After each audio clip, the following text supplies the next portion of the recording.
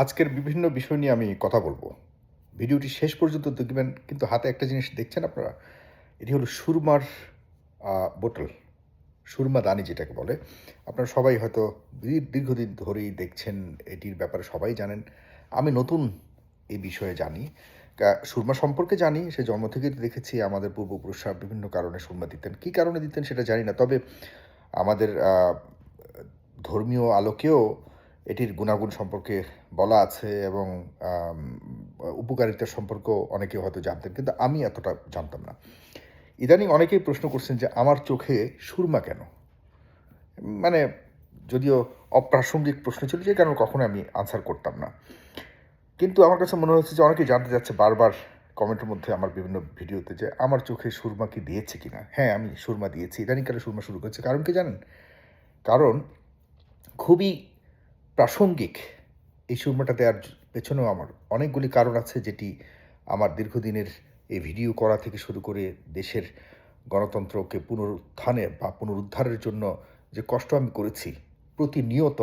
আপনাদের মনে আছে, আজ থেকে প্রায় ৫ বছর তো হবেই, ৫ বছরের বেশি হবে।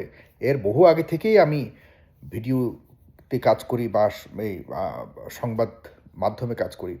কিন্তু আমি নিজে যে ফেস দ্য পিপলের জন্ম থেকে, যখন থেকে ১৯-এ যখন কোভিড শুরু হলো, তখন তো ফেস দ্য পিপল, এর আগে থেকে বহু আগে থেকে আমি কাজ করি। কিন্তু ফেস দ্য পিপলের জন্ম হয়েছে সেই ১৯ সালের দিকে। তখন থেকে আমি প্রতিদিন কখনো, কখনো একাধিক করেছি। কিন্তু একটা মাস্ট করেছি। প্রত্যেক দিন ৩৬৫ দিনে কখনো, কখনো ২ টা ৩ টাও করেছি। কিন্তু একদিনও বাদ নেই। এটি করতে, করতে আমার একসময় চোখে সমস্যা হয়ে যায়। সমস্যাটার নাম হলো কম্পিউটার সিনড্রোম। এটি নতুন একটি সমস্যা। যখন মানে আমি যদিও ১৯৯৯ সাল থেকে আমি কম্পিউটার ব্যবহার করা শুরু করি।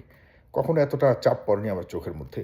কিন্তু যখন এই কন্টিনিউয়াস আমি আ বাংলাদেশ নিয়ে আ আপনার টক শো শুরু করলাম, তখন থেকে অনবরত তাকাতে গিয়ে, স্ক্রিনে তাকালেই আমার মাথা ঘোরানো থেকে শুরু করে আমার চোখ লাল হয়ে যাওয়া, চোখে মানে ব্যথা অনুভব করা, পানি পড়া থেকে শুরু বিভিন্ন রকম আ ফাঙ্গাল ইনফেকশন থেকে শুরু করে বিভিন্ন ধরনের প্রবলেমে আমি ইয়ে করি এবং প্রচুর আমি ওষুধ ব্যবহার করেছি, বিভিন্ন ধরনের ওষুধ, আ ইন্টার আ আর্টিফিশিয়াল টিয়ার্স থেকে শুরু করে কমন যেগুলি আ আপনারা অনেকেই হয়তো চোখের প্রবলেমের রোগীর সংখ্যা এখন দিন, দিন অনেক হারে বাড়ছে, অনেক হারে বাড়ছে। এটি একটি টিপস আমি আপনাদেরকে দিতে চাই। সবচেয়ে বড় প্রবলেম হলো এখন ড্রাইনেস। ড্রাইনেসের কারণে অনেকে এই যে মোবাইল ব্যবহার করি আমরা লং টাইম, যেই কারণে মোবাইলের যে ব্লু লাইটস বা কম্পিউটার ব্লু লাইটসের কারণে আপনার চোখে ভয়ংকরভাবে আপনি অ্যাফেক্টেড হচ্ছেন। এটি নতুন রোগ। তো যে কারণে কমন কিছু ওষুধ দেওয়া হয় এবং কিছু এক্সারসাইজ দেওয়া হয়। 20-20 থেকে শুরু বহুত কিছু আছে। এগুলো কোনো কিছুই কাজ আসে না। কোনো কিছুতেই সাময়িক একটু আরাম পাবেন, কিন্তু কিছু, কিন্তু এই সুরমাটাতে আমি কিছু উপকার পেয়েছি। সামহাও আমি সুরমা কোনো এক কারণে দিয়েছিলাম। আমার অ্যালার্জেটিক প্রবলেমও আছে অন্যান্য প্রবলেমের সাথে। আমি এই সুরমাটা যখন দিলাম একদিন, সামান্য শখের বশে দিয়েছিলাম।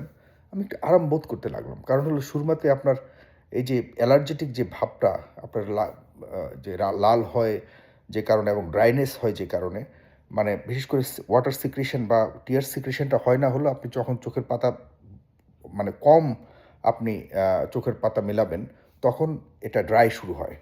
আর এই ড্রাইনেসটা কাটবে তখন যখন আপনি চোখের মধ্যে ওয়াটার সিক্রেশন শুরু হবে।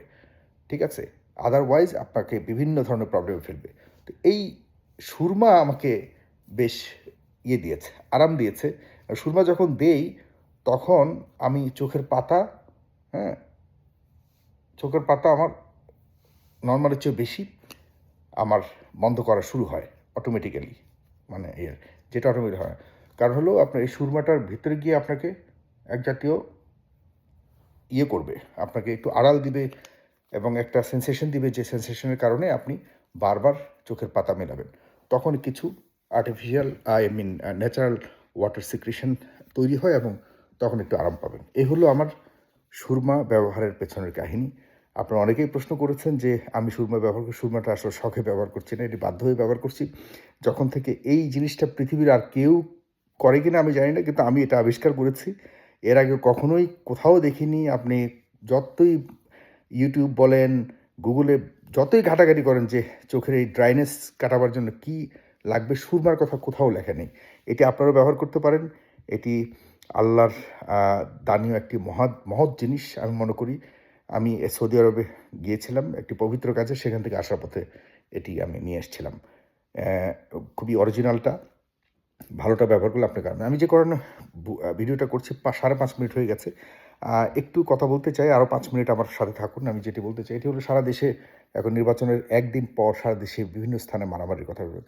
আমি একটা কথাই বলবো, এখন 24-এর যে 36 দিনের লড়াইয়ের পর এই যে বাংলাদেশ আমরা মানে দেখার কথা ছিল, প্রত্যাশিত বাংলাদেশ আমরা মোটেও পাইনি। এটি সত্য, এখন কিছুই করার নেই। এখন যেটি হচ্ছে যে নির্বাচন পোস্ট ইলেকশনের আমাদের দেশের ইতিহাস কিন্তু খুব বেশি ভালো না। আমাদের দেশে কিন্তু ভয়ঙ্কর মারামারি হবার ইতিহাস রয়েছে। সেই অনুযায়ী তেমন কিছু হয়নি। এখন আপনি বলতে পারেন যাই হচ্ছে এটা কি আপনার পরিবারের সাথে হলে আপনি মানতে পারতেন? দেখুন, আমাদের দেশে এখন ভাইয়ে ঝগড়া হয়। এখন পাড়ায় ঝগড়া হয়। এখন আর সেই আগের দিন, আগের কালচার নাই। খুবই দুঃখজনক। এখন আর ঘরে যে একটা মানে ব্রাদারহুড বন্ডিং, যে একটা আ আ বা প্রতিবেশীয় বন্ডিং, সেটি আর নাই। দুঃখজনকভাবে এটি সত্য। এখন দেখা যাচ্ছে যে আমরা রাজনীতির সম্পর্ক সবচেয়ে বেশি। দুঃসম্পর্কের মানুষও মানে দূরের মানুষও এখন আপন হয় যদি রাজনৈতিকভাবে আপনি একই মতের মানুষ হন। আদারওয়াইজ আপনাকে কেউই আ ভালোবাসবে না আপনাকে। সুতরাং আমি যেটি বলতে চাচ্ছি, একটু ধৈর্য ধরুন। আমাদের এখন খুব ভয়ঙ্কর সময় যাচ্ছে।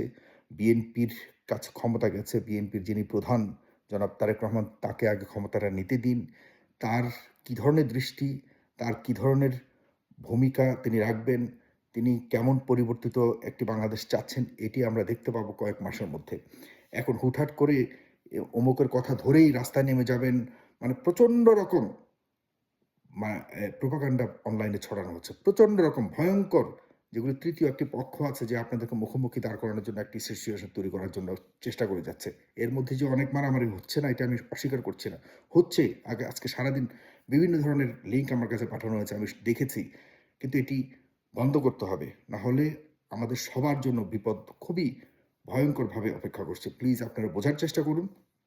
তবে আমি মনে করি যে যদি জামায়াতে ইসলাম যেহেতু এখন একটা বড় ধরনের স্টেক হচ্ছে জাতীয় সংসদে, বিএনপিতেও সরকার গঠন করতে যাচ্ছে, এই দুটি পক্ষের একটা অন্ততপক্ষে একটা লিয়াজু কমিটি থাকা উচিত। অন্ততপক্ষে এই আমরা এখনো আন্তর্জাতিক ষড়যন্ত্রের বাইরে নই। বারবার মনে রাখতে হবে আমরা কোনোভাবেই প্রতিবেশীয় দেশের ষড়যন্ত্রের বাহিরে নই। এগুলিকে মোকাবেলা করবার জন্য প্লিজ অন্ততপক্ষে একটা সম্পর্ক আপনাদের মধ্যে থাকুক, যাতে করে যে কোনো জাতীয় সংকট বা যে কোনো ধরনের এই ধরনের সংকট হলে পরে যাতে মোকাবেলা করতে পারেন খুব সহজভাবে। না হলে বড় ধরনের লসে পড়বেন আপনারা দুই পক্ষ, বলে রাখলাম। আর আরেকটা কথা হলো, এই যে বিভিন্ন ধরনের মানুষের কথা শুনে মানে যাচাই বাছাইবিহীন হাইপ তুলে ফেলা এবং অনলাইনের মধ্যেই এমন একটা সিচুয়েশন তৈরি করা, যে সিচুয়েশনের প্রেক্ষিতে বড় ধরনের একটা সমস্যা সারা দেশে ছড়িয়ে পড়ার মতো যে সম্ভাবনা আমরা দেখেছি বিগত সময়ে, এটি কমাতে হবে। প্লিজ আপনারা যে কোনো ধরনের কথা শুনলে একটু ধৈর্য ধরে জানুন, বুঝুন, যাচাই করুন, এরপর গিয়ে আপনারা ব্যবস্থা নিন। একটু ধৈর্য ধরুন। আমার ব্যক্তিগতভাবে আমি আপনাদের কাছে এই অনুরোধ রাখছি। ধন্যবাদ সবাইকে। সালাম।